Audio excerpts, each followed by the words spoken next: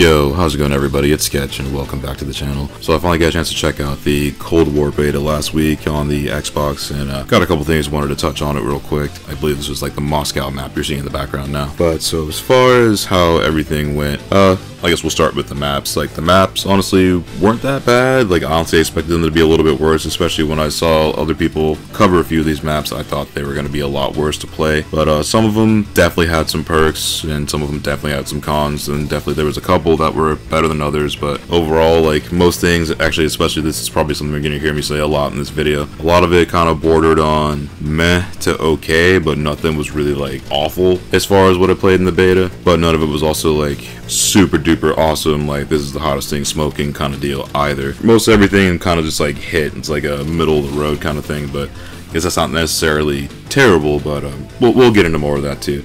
So the maps, we had 4 multiplayer maps. I believe it was a Cartel, Moscow, the Miami map, and Satellite, the Dune map. And the maps, I mean, there were some that were definitely better than others. Like there was the Miami map, actually the thing across the board with just about all these maps with the exception of the Satellite, it's kind of hard to see. I guess like nameplates really didn't come up probably as well as they could have. Because I mean, there's like a couple things like visibility was kind of an issue as far as the beta itself, but if you were close enough, like, I mean, for the most part it worked. And also like enemies just kind of look too similar, and then also they blend in kind of hard on these maps, so hopefully when they get to the retail build of this, they'll have a better system to kind of differentiate like your teammates from your enemies, and also fix the nameplates, because that was a little bit of an issue during the beta here. But also as far as the maps themselves, like they're decent. I mean, it kind of in a way goes back to the 3-lane map designs, and there was a few like definitely like I said that are better than others. Like the Moscow map was the one that felt the most like a Treyarch map. The rest of them,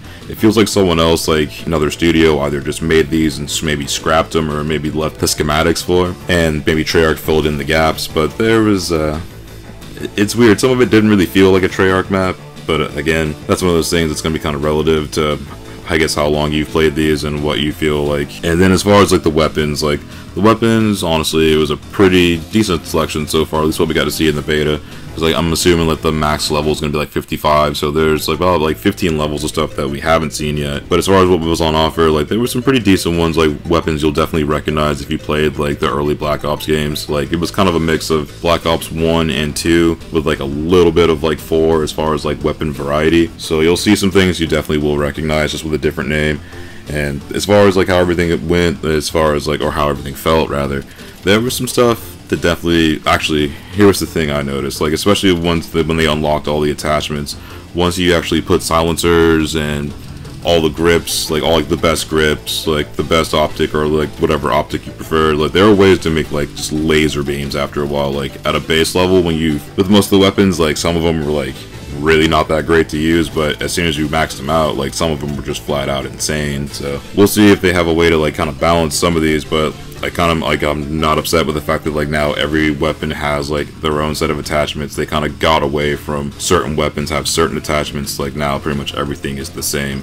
But also there's going to be, especially once the retail build comes out, there's going to be a lot of comparisons coming up to like this and Battlefield, because now they feel even more similar than they did before, if you can believe that. And also the audio, like the audio was one of the main things that like so especially stuck out, since a lot of it, like, I mean, it's time period appropriate. I know they're going for the Cold War and all that, but the menu music, that's doesn't really fit the time frame. I know that's like a stupid thing to really like call out as like a technicality, but and history buffs deal. I know people like they're super about history will probably be like, that's not timeline appropriate, but but you know, I mean, it's a video game too, so I mean, it's really not that big a deal. But also, but what is kind of a big deal is that there were some like fairly harsh audio glitches in the game, like a lot of audio cracks. Like felt like there were parts where like it was just like getting distorted because parts were coming in way too loud, or just like it gets really grainy in sections too.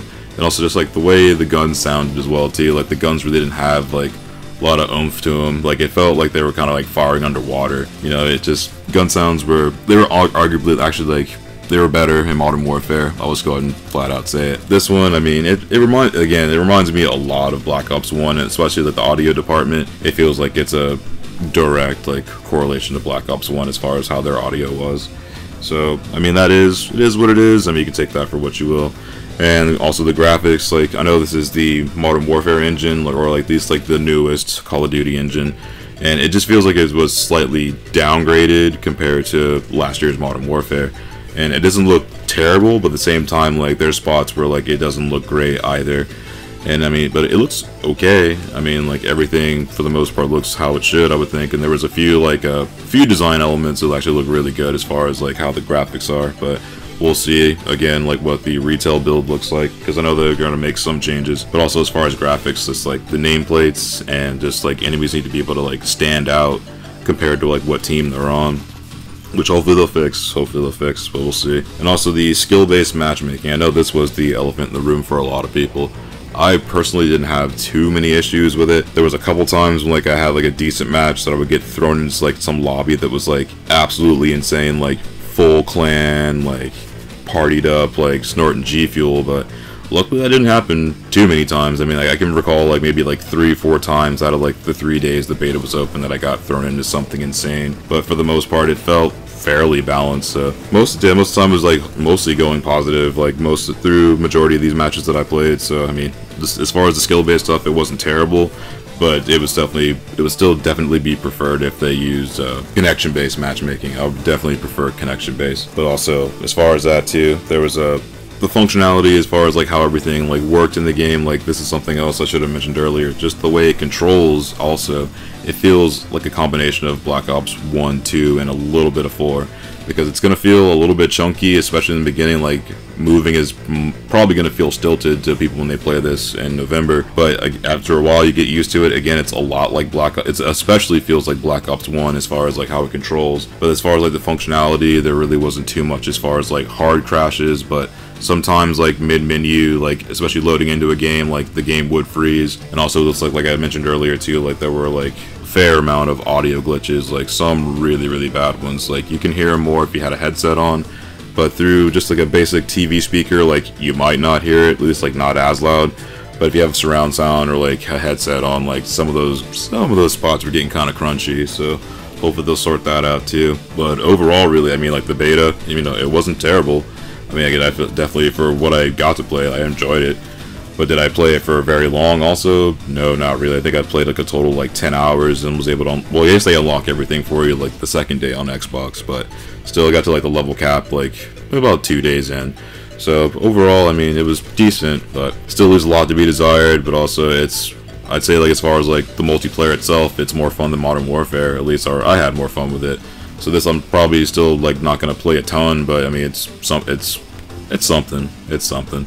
But we'll see. If the campaign and everything else around it's decent, then maybe it'll be a solid game after all. That's about it. That's all I got. And hope everybody's staying safe out there. And until next time, take it easy, and I'll see you on the next one.